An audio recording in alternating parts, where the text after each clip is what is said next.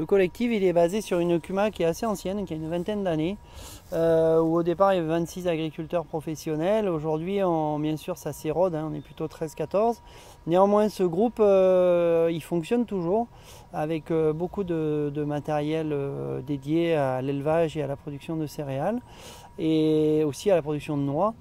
Et donc, si vous voulez, il a démarré, le groupe méthanisation a démarré sur le groupe agricole local réuni en CUMA. Et donc a généré à travers des visites de sites de méthanisation une réflexion et un engagement d'un certain nombre de personnes pour participer à l'apport des matières pour le méthaniseur.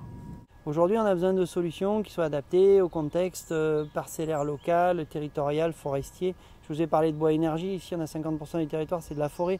Si vous allez dans d'autres territoires, le bois énergie, ça ne va pas être pertinent. Donc il faut qu'à chaque collectif d'agriculteurs, ou chaque territoire ait son collectif qui puisse adapter ses futures pratiques à son territoire. Et c'est là-dessus que c'est intéressant de travailler à travers un GI2E, ça offre un cadre juridique à un groupe pour travailler et pour avancer. Les difficultés rencontrées, elles n'ont pas été liées au groupe, elles ont été liées à une opposition locale dont a fait partie la mairie. Et aujourd'hui, voilà, on retrouve ces oppositions sur tous les projets de méthanisation.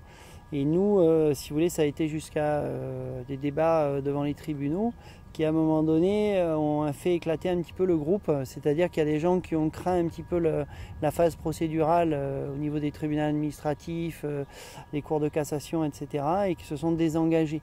Donc le groupe a eu du mal à garder de la cohésion, c'est-à-dire qu'ils sont désengagés notamment de l'apport de capital et puis parfois de l'apport de matière en se disant non, on ne veut pas aller là-dedans parce que soit le cousin était un opposant, donc il ne voulait pas se fâcher avec le cousin pour le repas de Noël, ou soit parce qu'à un moment donné, il voyait que le risque arrivait et il ne voulait pas se mettre dans le risque en ayant déjà des fermes qui étaient en difficulté et que pour eux c'était une solution, c'était pas un problème de plus la méthanisation. La vision de l'agriculture aujourd'hui par rapport à un projet comme celui-là, donc méthanisation séchage, c'est à un moment donné de redonner de l'espoir à des groupes locaux qui en ont bien besoin dans un contexte de crise agricole perpétuelle, en se disant il y a encore des choses à faire.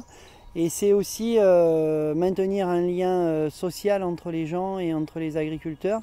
Et ça, c'est vrai que c'est quelque chose qui est important. Et un projet comme ça permet de se réunir, d'aller ensemble voir d'autres projets, de se réunir autour d'assemblées générales de différentes structures, que ce soit GI2E, associations, CUMA, SAS, etc. Et à chaque fois qu'on se réunit, on en ressort plus fort. Donc ça, c'est des points qui sont positifs, même si on reste englué dans une crise qui est profonde. Mais ici, j'allais dire, la crise est un peu moins profonde grâce à la méthanisation et au séchage.